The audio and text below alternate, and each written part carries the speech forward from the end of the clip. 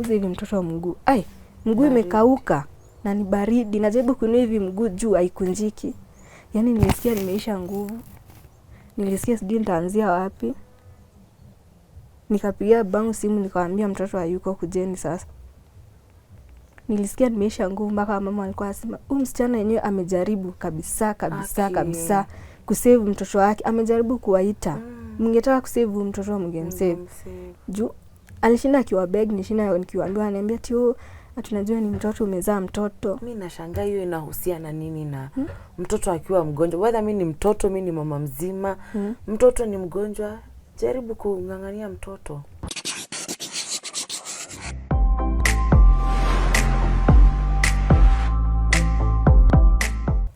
Greetings to family and a happy new year to you. My name is Lily Aisha, and of course this year we still keep bringing you good content for you, and we're still here to be the family our guests have always sought for. So today I'm here in the space of one beautiful lady, very jovial lady, and we've come to hear her story, a story that I know a lot, and I mean a lot of women can relate to, a lot of, in terms of you have been in a space where you don't know what has happened to your child. You have just been called and you're told your child is gone. But if you get back to the records and find out what's going on, you find out that it's not that the child was too sick, but just somebody somewhere failed to do something, and now you've lost something that you call your little angel. And so you will bear with us. If her emotions get too much, kindly bear with us, because I know where you are. You know, losing a child is not something easy. I may not understand because I've not lost a child, but I know there's someone there who understands. But I'm here to stand with her, or rather to sit with her and share with her that pain, and she'll share with us the same, so that we can be able to, you know, encourage each other. It's a new year. Let's keep holding each other's hands. So yeah, and I'll just let my guest introduce herself. Sasa City. Poa sana. Utangalia tile kamera, ukituambia jina yako na utupatie ka brief history kukuhusu. Okay, mimi naitwa Sally. Nakaa Gilgil. So kwetu tuko 7. I'm the last born. Wewe ndi katoto. Ndo katoto. Okay, yeah. Shule? Okay, shule nilifika mpaka form 4. Yeah, so kufika hapo hivi nikaamua kujoin ni life ya kuhustle. Tafuta pesa. Tafuta do. Ulikuwa unaishi na mom, dad at that time? No, mamangu alikufa when I was in class 4. So that time nilikuwa nakaa na babangu. Mama alikufa aje? Yeah, alikuwa tu mgonjwa. Then akapass. Okay. Alright, so umefika form 4, sasa umeanza hustling. Yes, nikaanza life ya kuhustle. Ulikuwa una hustle aje? Bado tu hizi ndogo za vijana hapa na pale. Bado tu ukiwa Gilgil? Bado tu nikiwa hapa Gilgil. So at what point ndio ukafika ukaanza, you know, because at least mmeanza form 4, tunajua hapo unaanza kuangalia labda nikuwe na ka boyfriend, labda ni settle down. Yeah, so nikafika 20 years. Nilikuwa kwa relationship, so ile bahati mbaya mimba ikaingia. Unanifurahisha vile mnasemanga bahati mbaya. Ilikuwa bahati mbaya, kitu hujapangia, so ball ikaingia. Yeah, nikapata mtu wangu 2019.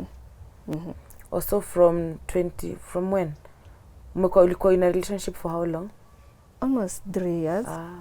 Ulikuwa unaishi na No, at that time nilikuwa nakaa peke yangu juu nilikuwa job. So 2019 ndio ukapata mtoi? Yeah, 2019 nikapata mtoi. So hapo life ya uzazi ikaanza. So unajua tu. Nikakaa na mtoi. Hivyo tu. Akafika 4 months. Na hapo ndo kalipasingi. Okay, so ukiwa hapo at that time sasa vile uliget mtoi, uliishi na mtoi, baba mtoi, mkomesha pamoja? Tulikuwa tunakaa pamoja that time ndio mtoi. Okay, So at 4 months ndo nasema mtoi alipass, but I think to take back kidogo, kituelezea what had happened between, kama mtoi alikuwa June, ulikuwa sema alikuwa mgonjwa, but between the time mtoi alizaliwa to the time alikuwa mgonjwa, kulikuwa na anything in between? Hapana. Alikuwa tu mtoi yako sawa? Mtoi alikuwa healthy, hata nitakuonyesha picha baadaye. Mtoi alikuwa tu healthy kabisa. Ndio alikuwa ananiambia ni unapeanga mtoi amenona. Unajua tu zile ma compliments. Naambia mimi hata hakuna ni kunyonya tu juice yako 4 months hizi mpea food. Mtoi alikuwa healthy kabisa hiyo time. So until now, until sasa hiyo time ikafika yenye nakwambia. So hiyo time nilishinda kwa sister yangu the whole day. Ikafika jioni mimi nikaeka mtoi kwa mgongo kawaida nikaenda home. So ikafika usiku kitu around saa 8 hapo hivi mtoi akaanza kulia, nalia nashindwa ni nini. Mtoi namguza na yani amekuwa moto. Nikasema juu ni usiku, acha nijaribu naona ikaa tutalala, niamkie nini asubuhi OC. So mimi nikalala, hata tu kulala juu alikuwa ashinda akilia. Na siku ajua analia, ninajaribu kumpa matiti, hataki. So si tukalala, tukaamka asubuhi, nikapaka kila kitu, pampers, kadi nini na nikamtoi kwa mgongo. Nikaendelea hata sikufika mbali, nikaita mzee apikie. Nikamwambia hey kuja nipeleke hapa hivi OC, ni emergency, akanibeba. Tukaenda mpaka OC. So kufika OC, juu ilikuwa mapema, I think ilikuwa kitu 5 hapo to 6. Tukapata huko hivi OC ndo kuna oshwa. Wakasema juu kuna oshwa, sisi watu wengi huko ndani. Nikamwambia ni sawa basi. So mimi nikakaa hapo, lakini nilikuwa nashika mtoi, joto inazidi tu kupanda. Mimi nikasema hapana. Nikapita nikaingia na uchafu kana nimeingia kwa daktari. Daktari kufika akaguza mtoto akampima joto ilikuwa 49. 49 ni mingi. Yeah, ilikuwa 49. Maximum. Yeah, ilikuwa 49. Akaniambia mtoto kwani ulikuwa umesoma hapo ile? Nikamwambia mimi walisema kuna ati hakuna mtu anaingia saizi mpaka waanze kunini. Daktari akamwekea kadawa fulani hapo watoto weki huku nyuma ka joto. Akakuja akadunga shindano nyingine na nikapewa stuff fulani. Sijui ilikuwa oxygen. Akaaka hapo hivi akaniambia nishikilie. Then akaenda huko ndani. Akaniambia sasa ati tumeona uadmitiwe. Na bado sijapigia familia yangu. Niwaambie tunaadmitiwa juu nilikuwa confused bado. So nikamwambia ni sawa kama nataka niadmitiwe na mtoi. So akaniambia ati udem atakupeleka kwa alikuwa training atakupeleka ward. Hata mimi nilidhani nitaitiwa ambulance. Juu mtoi alikuwa ameisha. Imagine the whole day mtoto hajanyonya. So mtoi nikamwambia utajibebea mpaka kwa ward. Sio ward ni karibu sijui 3 kilometers ama ni nini. Kama ni wapi. So pale hospitali iko na admission center si the same place. Yeah, kwa daktari ni hapa. And then kwa ward ni place nyingine unaona. So mimi nilikuwa ndani maybe hata kama napelekwa mtu atanisaidia. Juu mtu alikuwa mkubwa for that time ilikuwa kadogo. Mtu alikuwa mzito, alikuwa akikufa alikuwa sijui 8 point ngapi. Na alikuwa 4 months. Yeah. Wenyewe alikuwa healthy. So mimi nikamwambia mtu yini jibebe. Mimi nikaangana na mtu yangu. Yaani nilikuwa nabeba hivi mtu yuko barabara anakaa ashakufa already. Alikuwa anaenda tu hivi kichwa hivi. So nikabeba mtu wangu. Tukaenda nao Katrina. Tukaenda mpaka tukafika kwa ward. Bado sijapigia familia yangu. Nikitembea tu. Yeah, tukitembea tu nikiwa nambeba. Mimi mwenyewe natetemeka sijakula usiku mzima ni njaa. Nimechoka, uoga nini. Tukafika kwa ward. So kufika kwa ward tukakuta daktari mama. Huyu mama akaniambia nilalishe mtu hapo kwa kitanda. Then hapo mtoto alikuwa amelalishwa, si unajua kitanda inakuanga hivi. Mtu hiki kitu ilikuwa imehang hivi, si ilikuwa inakaa hivi. Unaona? Like nikaa damu sina tremka hivi. Nikalalisha mtoi. Wakakuja na oxygen sasa. Wakaekea sasa mtoi. Nikamwambia nishikilie isitoke. So mimi nilikuwa nimeweka hapa hivi kiti na nimeshikilia hivi isianguke. So kaka kidogo mtoi wangu akaanza kuwa moto. Nikaenda nikamwambia daktari, sikujua mtoto anakuwa moto akiniangalia shida ni. Akakuja kadunga mtoto shindano. Sio zimekuwa saa shindano 3, mtoto anakuambia hajakula. Haya, mimi nikakaa hapo. Nikakata na mtoto anakuwa moto. Daktari, sikujua niangalia kimtoto. Kumbe shindano yenye alimdunga ya kwanza ndio ilifanya nini? Iliharibu maneno kabisa. Daktari ananiambia sasa wewe, atukajua ni mtoto mdogo unashindwa kupiga hapa hivi kelele, atu ni mtoto umezaa mtoto. And I was like kwani mimi mtoto. Wewe ni mama. Sikusikia uchungu wenye wa mama usikia. Uchungu ni ile ile. Ukue mdogo ukue mkubwa, uchungu ni ile ile. Akaniambia tunapiga kelele. Na akarudi akakaa wapi? Huko. Alafu mama shift yake ilikuwa inaisha. Alikuwa supposed kwenda sasa. So ule mwenye aliingia sasa shift akakuja. Sasa unajua lazima aambiliwe kwenye mtoto ameachiwa ndo aendelee. Akamuuliza ati mtoto tulimdunga shindano gani? Ati nilimdunga hii. Nikasikia kiambia na gai. Ati ungejua ungemdunga hiyo. Ati kwani ulimdunga hiyo sasa? Na akajibu na madharau. Ati nishamdunga. Do you know ni nini alimdunga? Shindano hatujui, but hiyo shindano ndio ilimaliza mtoto. Akasema ati si nishamdunga. Akaambia kwa nini umemdunga hiyo shindano? Ungepaswa umdunge hiyo shindano. Naona. Akasema mimi nishamdunga na shift hiyo mama ikai. Mimi tukakaa ai mtoto bado anakuwa moto. Wakaamua kupigia daktari mkubwa. Daktari mkubwa akakuja mbio. Sasa daktari mkubwa alikuwa anatafuta mishipa, sijui alikuwa anataka kumweka. Mishipa zinapatikana. Mtoto ameingishwa mashindano karibu 9. Mtoto ameisha tu kimwangalia sasa ambaki tu hivi. Mtoto amedungwa kushindano kwa miguu mishipa zipatikane. Mimi nikakaa. Nikaamua kupigia kwanza sister yangu simu. Nikamwambia, mambo unajua kulienda hivi na hivi wakati nilikuwa mimi nimepeleka Fabian hosi asubuhi, mimi nilienda. But tukafanya nini? Tukalazwa hosi. Akaniambia, "Guy, Salome, kwa nini mlikubali kulazwa huko?" Nikamwambia, "Kwa nini?" Aliniambia hivyo. Ati, "Guy, unajua si venye nakuanga hivyo? Unajua venye nakuanga?" Nikamwambia aje. Dakika sister yangu akafika mimi nimepigia simu akakuja na marafiki zake. Lakini venye aliingia hivi kwa ward venye aliona mtoto, alitoka nje. Sasa venye alitoka nje nikamfuata alikuwa analia. Nikamwambia, "Kwa nini unalia?" Akaniambia hakuna, yani ile kuficha, but yeye alikuwa ameona kitambo. Juu anajua ashifanywa hivyo wake, yeye alikuwa ashajua huyo mtoto atatoka hapo. Nikamwambia ngoja, ashaifanywa? Yeah, ashaifanywa exact thing yenye nimefanywa mtoto kudungwa shindano hiyo yenye ifai. Of which sijui kama ni shindano ya kukufa ama ni shindano gani ya kuweza nguvu, mimi sijui. Na mtoto wake pia alikuwa mkubwa? Alikuwa tu hiyo rika tu, 4 months. So mimi nikamfuata nje, nikamwambia, "Kwa nini umetoka nje umeacha wengine ndani? Na unakaa niko unalia?" Ati hapana, yani anajaribu kuwa strong. Ati hapana sis, ati mimi niko sawa. Nikamwambia hapana, uko sawa unali. Na leo unalia maybe juu ya Fabian. Juu hata mimi mwenyewe siko sawa unaniona hivi. Akaniambia hapana, tuwe rudi ndani. Mimi nikarudi ndani nikaendelea kukaa na mtoto. Si yule mama shift imeisha mwenye kuleta maneno yote si akaenda. Si nikabaki sana mwenye ameingia saa 7. So mimi nakaa naguza mtoto, nashindwa mtoto joto. Bado nimeshikilia oxygen. Nenda namuita daktari, akisikuja uniangalie mtoto. Mpaka mama hapo sasa walikuwa wamestuka. Ni vile nilikuwa nakaa kama wazimu. Mama hapo walikuwa wamejishika hivyo wanaangalia tu, yani wanasema si madaktari msaidie tu mtoto wake.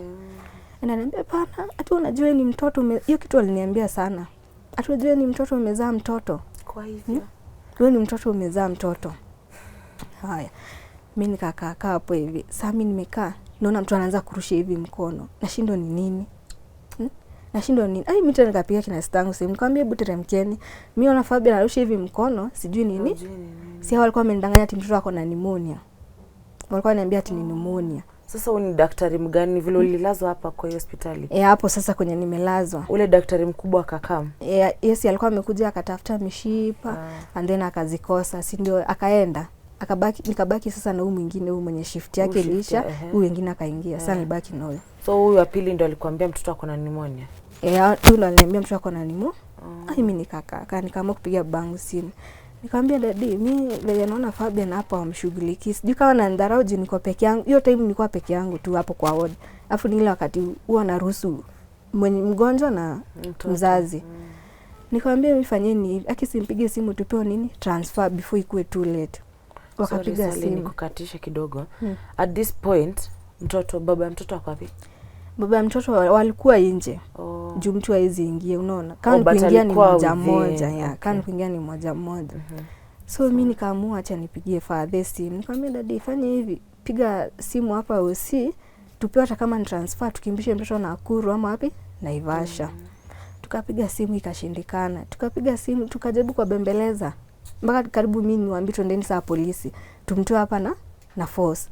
Kumbe walikuwa wanakataa kutupea transfer juu wanajua tungepeleka mtoto huko mbele. Maybe wangeenda waangalie hizo shindano zenye amedungwa hizi gani. Unaona? Tuwaletee shida. Sasa nadhani hapo ndio maana walikataa kabisa tusichukue mtu huyu. Mimi nikasema ni sawa. Bonga kaniambia usilie juu nilikuwa napigia kila mtu simu nikilianga. Juu sasa venye nimeona sijaiona. Imefika to a point sasa karibu ni give up. Mimi nikaendelea kukaa. Nikaona mtu anarusha hivi mkono mmoja. Nikakimbia mbio nikaita daktari sukuje. Hii ni normal kweli mtoto kurusha hivi mkono? Akaniambia wewe na wewe unashindwa kitusumbua hapa, sio kwa simu. Unashindwa kitusumbua hapa, sio mtoto wako sawa. Ati sutulie. Nikamwambia daktari, sikuja niangalie mtoto. Ati hebu wewe ngojea kwanza mpigie watu wenyu simu wakuje kukaishie mtoto. Huyo ndo alikuwa anajibu na madharau. Nikasema ni sawa, nikarudi kukaa chini kwa kiti nishikilie oxygen. Mtoto akaja kurusha tena akaanza kurusha nyingine, naona mtu akirusha. Nashindwa kwani kunaenda aje. Tena nikaenda nikamta, daktari sikuje. Alikuwa anarusha tu hivi macho akiwa amekaa hapo kwa ofisi, juu ofisi iko pale, sasa ward ndo hizi. Naambia sikuje uone venye mtoto wake anarusha hata mnitengenezee mtoto kichwa, juu niliambiwa nisiguze hii nini. Hii pipe ilikuwa hapa. So mtoto lazima angelala hivi, kichwa iname. Vetu alikuwa nisimguze. Mimi nikaachana naye. Mtoto akaanza kurusha tena mguu mmoja, mkono ikastop. Ai, mimi nashindwa kwani kunaenda aje. Daktari sikuje naangalia mtoto. Anakuja anaangalia hivi kwa umbali. Ananiambia atuye mtoto ako sawa. Nini nashindwa kitusumbua hapa hivi. Nikamwambia daktari nakusumbua na mtoto ni mguu na mpaka sasa wamama wote walikuwa wamekaa hapo sawa jiangalie. Mpaka wanasema haki, simsaidie huyu msichana haki. Nuze juu mnaona niko na mwili ndogo ndo mnanifanyia hivi. Mtu akaacha kurusha tena mguu akaanza kurusha nyingine. Dakika mwisho 10 mtu alishazima. Mimi nadhani mtoto amelala. Nikasema sasa mtoto amelala hata mimi nimechoka acha nila. Nikajiekelea hivi hapo hivi kwenye mtoto alikuwa nikalala hivi. Ai, lakini dakika ya mwisho nikashindwa kwani amelala aje masaa mingi. Sasa hapo ni around saa 9 mchana. Ai, nikaamka nikaguza hivi mtoto mguu. Ai, mguu imekauka na ni baridi. Najaribu kuinua hivi mguu juu haikunjiki. Yaani nilisikia nimeisha nguvu. Nilisikia sijui nitaanzia wapi. Nikapigia babangu simu nikamwambia mtoto hayuko kujeni sasa. Nilisikia nimeisha nguvu mpaka mama alikuwa anasema huyu msichana yenyewe amejaribu kabisa kusave mtoto wake. Amejaribu kuwaita. Mngetaka kusave mtoto mngemsave. Juu alishinda akiwa beg nishinda nikiwaambiwa ananiambia tio tunajua ni mtoto umezaa mtoto. Mimi nashangaa hiyo inahusiana nini na mtoto akiwa mgonjwa? Whether mimi ni mtoto, mimi ni mama mzima, mtoto ni mgonjwa, jaribu kungangania mtoto. Yaani nilisikia nimeisha, dakika mwisho mtoto ni kwenda alienda. Ukiwa tu hapo na yeye. Nikiwa tu hapo na yeye, nikiwa nimeshikilia oxygen, mimi nadhani mtoto wako, nikiwa nimefanya nini? Nilipiga tu simu nyumbani nikamwambia kujeni. Sister yangu akaniambia, mimi bado niliingia huko nilijua Fabian atamiki, lakini sikuwa nataka kukuambia. Oh my god. Akaniambia kitu ya kwanza wakati uliniambia unaentremka OC na nilikuwa nimekuambia kama mtalazwa niambie. Nikuje tuende kwingine. Hiyo ni kitu wamezoea kufanya na watu waongeane. Na yeye alikuwa ashapitia na alikuwa ashapitia shajua. Yaani nilisikia roho yangu imekatika. Mpaka leo hii nakutana na wengine ananiambia guy, yaani ulijaribu kusave huyo mtoto. Ulijaribu. Juu kulingana vile nilikuwa nawaita, nawaambia kujeni. Lakini hawakuwa na huruma hata wangetaka wangemsave yani before. Lakini sasa wao ndio walimmalizia kabisa. Na mtoto alikuwa na afya. Mtoto alikuwa mkubwa hata alikuwa ndani ya kwa miezi 6 na alikuwa na miezi 4. Wow. Hivyo ndio walimaliza mtoi. Dada akakuja So after that babangu akakuja, kila mtu akakuja, sister yangu nini. Tulikuwa tunataka tupatiwe mtoi plus nini hizo files. Lakini saa files ni kama zilifichwa. Juu tuliwaambia sasa juu mmemaliza mtoto na mimi niko na kila kitu, si mtupatie basi mtoto na files. Wakakataa akasema tio sasa mtoto aende mochari, of which watoto wapelekangu mochari, watoto ziko the same day. Walikataa. Wakasema sasa mtoto ati inafaa apelekwe mochari. Mochari yao sasa. Hiyo sasa mochari yao juu ward ndio hii, mochari ndio hii hapa. Tukawaambia baba akaniambia juu tutaki maneno mingi ni sawa. So mtoto akachukuliwa na ambulance akapelekwa mochari. Sindo alienda akakaa huko, ilikuwa siku 2. Sijui tulimzikao na Sunday. Sasa ndo tukaenda tukazikaa mtoi. Wow. That is, it's a lot. Kukua space, yani unaangalia mtoto wako ndio huyu. Umemwacha akiwa sawa, unaendelea kidogo amekuwa mgonjwa na things zika move mpaka mwisho. Yani sijai feel hivyo vile nilifeel. Like ukufe na mtoto ukimuonanga. Hata heri akufe au yuko karibu, lakini ukiwa hapo hivi, yani kutoka hiyo siku mimi hadi sengine nakaa normal, sengine hiyo kitu inanikujia, yani sitakanoi sahau. Kukufa na mtu kwa mkono yako hivi, kwanza mtoto wako. Jote heri mtu mwingine mtoto wako. Like sitaisahau hiyo siku. Mimi hata napitanga sometimes kwa hiyo usi. Nasikia kungekuwa na njia nyingine. Mimi nasema nikigonjeka siwezi enda huko, na si ati ni maringo. Siwezi enda huko. Kwa sababu hiyo si umeionea. Walinitenda. Na sasa Sally, juu tukiongea hata na wewe ulisema you would not want to mention jina hospitali na utaki watu wajue ni hospitali gani, but ukiwa umekaa hapo wewe unajua maybe haujui ni nini walimpatia, lakini tusahau hata hiyo sindano, tuangalie tu hii part. Wewe unaita unaambia daktari tafadhali kuja, na daktari hakuji. So for you unajua hapa ni daktari alikataa kunisaidia, mbona haujawahi peleka kesi mbele? So unajua first of all vitu kaa hizo kupeleka wesi kupigana na waseka au ni ngumu. Juu first of all kuna pesa, connection. So unajua hizi amka tu na uende accuse mtu na una evidence. Kitu cha kwanza watakuamini. Lazima ukuwe na proof. Waambie ndio hii mtoto alidungwa hii na hii na hii. Sasa kama hiyo siku kwa tungepewa mtoto, si tungeenda maybe tufanyie postmortem, no. Ama tupeleke kwingine to make sure tumejua ni kiini ya huyo mtoto. Juu kama wangetaka kumsave wangemsave hiyo siku, naona. So hatungeweza kupeleka kesi mbele na hatuna proof. So postmortem hamkuwaifanya? Hatukuwaifanya juu mtu hii tena huwa akaishwi. So alikaa siku 2, hata tungefaa tuzike the same day. So alikaa siku 2 ndio tukamzika on Sunday. Wow. Na at that point mpaka after lose mtoi, na ulikuwa unasema baba yake alikuwa hapo nje, baba yake alifeel aje? Alikuja akakuekelea akisema ulikuwa na mtoto, or how was it? Hata kama kuna mtu hiyo kifo ilimuumiza ni baba ya mtoi. Yani ilimuumiza hadi alikuwa anakaa ni kama sijui nitasema aje. Hakuwa anaongea na mtu, ilimuumiza. Yani iliumiza kila mtu. Kila mtu huku hivi home, hadi marafiki zangu. Yani hadi wakati tulienda kuzika mtoi, juu mimi nilitoka mochari na baba mtoi na masista zake. Tulifika pale hivi kwa makaburi. Tulikuta watu wamejaa, tulikuwa shindo kwani kuna matanga mara 2. Lakini walikuwa wanangojea mtoi wangu. Ilikuwa imejaa hivi. Mpaka watu walikuwa washindo, guy, huyu mtoto mdogo anazikwa hivi. Watu walikuwa wamejaa. Ni venye mtoto alikuwa anapendwa plus sisi. Plus Well, I'm so sorry Sally. That is hiyo ni kitu hata mimi sitakupitia. So this is 2019. Umelose mtu after 2019. Ulikopaje? Na unajua sasa umesema mmemzika after 2 days. It's not easy of course. Hata mpaka sasa I can tell ni kitu inakuumiza na haitaiacha. Hiyo ndio kitu mimi nitakwambia. What I've seen from other people, uchungu kama hii haitawaisha, haita reduce. Ni vile tu sometimes unaona haukumbuki sana kama vile ulikuwa unakumbuka at that time. But from 2019 how umekuwa ukikopaje kudeal aje na situation? So after 2019 nikazika mtoi. So ile stress huku left right kila mahali. Nikasema acha ni apply kwenda Saudi. So nikaanzia process, nikapewa agent, nikaprocess kila kitu. Ilikuwa kitu mwezi ngapi? wa 5, sio ni after nimezika mtoi. Mwezi wa 5 nikaenda training, nikamaliza nini shughuli yote. Passport ikakuja, ilitoka mwezi wa ngapi? Ilitoka mwezi wa 9 hapo hivi. Visa nayo ikakuwa imeingia December. So December nikasafiringi. Nikaenda Saudi. Mungu naye akanisaidia. Nikapata wasiwa poa, nikakaa nao poa, nikichapa job yangu, nikijaribu kusahau, which ikuwa rahisi kwangu.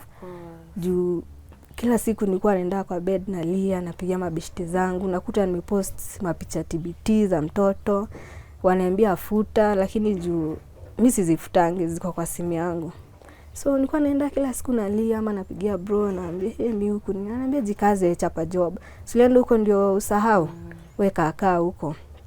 So nikafanya contract kaisha na nika extend na miezi 3 juu wako watu wabaya.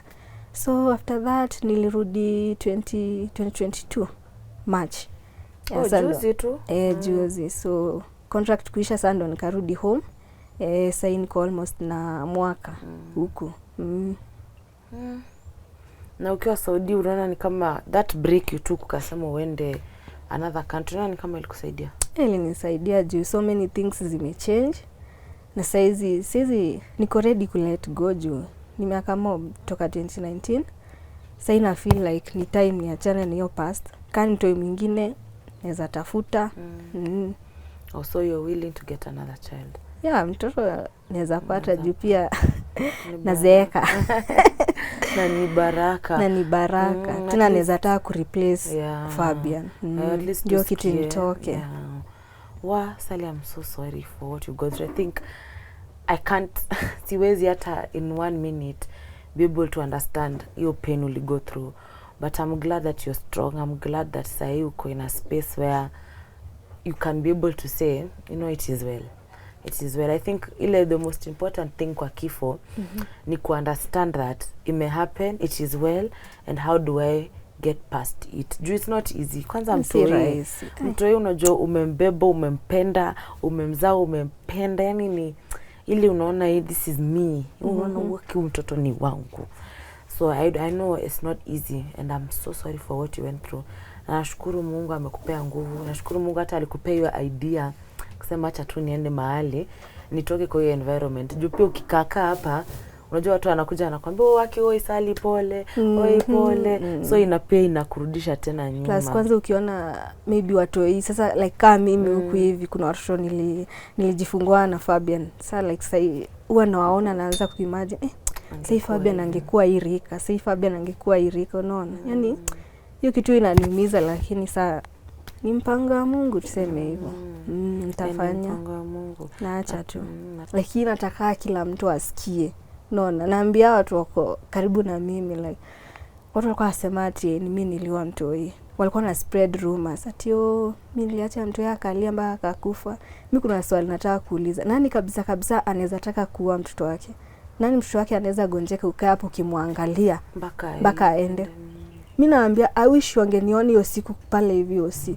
Uone vile nilikuwa nazunguka afu ananiambia kasi kwa napenda mtoto wangu. Nilisikia rumors wakisema ati ni aliachilia mtu mpaka akakufa. I wish wangeona venye nilijaribu mpaka last minute. Uone venye nilibega au madaktari wasave mtoto wangu. Si poa kujaji mtu. Acha usikie story yake alafu mjudge later.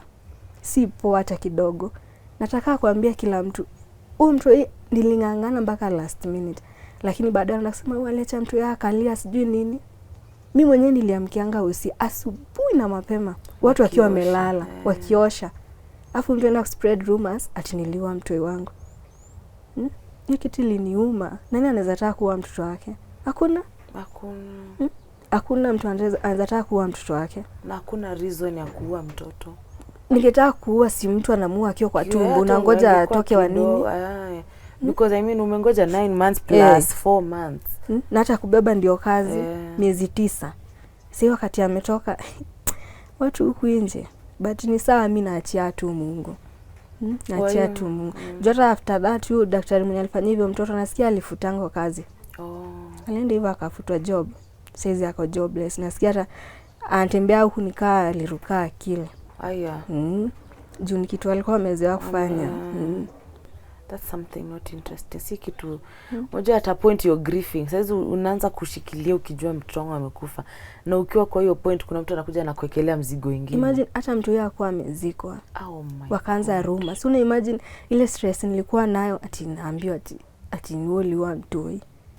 So I think sitting here and listening to such a story brings so much pain to me, and like I said in the beginning of this episode, it's something so many women, mothers, even fathers have gone through, and we've seen it in the news, we've seen it everywhere, and some people get justice, others really the case up to date years later there's no justice. And for Sally here, when she told me the story, she told me when I called her, she told me she does not want to give this the name of the hospital because she's afraid for her security. And here I've heard her say they have so much power. For me, I think it's time these things need to change, because if someone has made a mistake, someone needs to pay for their mistake.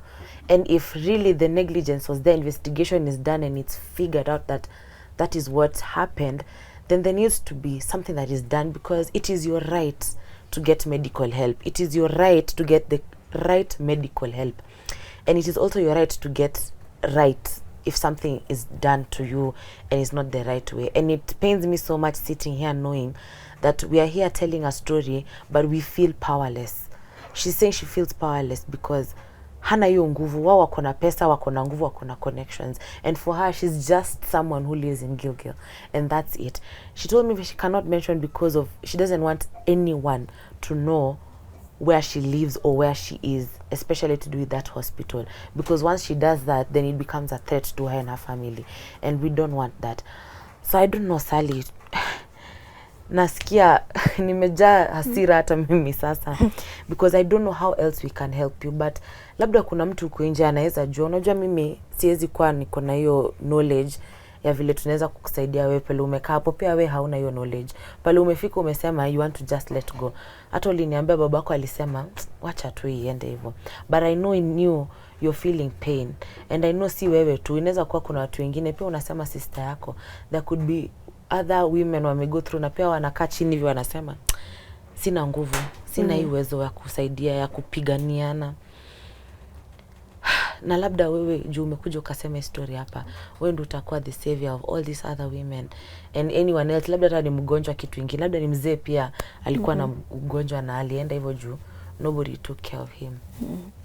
How can people reach you ndio waweze msaidiane, tukiwa mimi wao na wewe, tushikane tujue vile tunaweza fanya, kama tunaweza fanya kitu.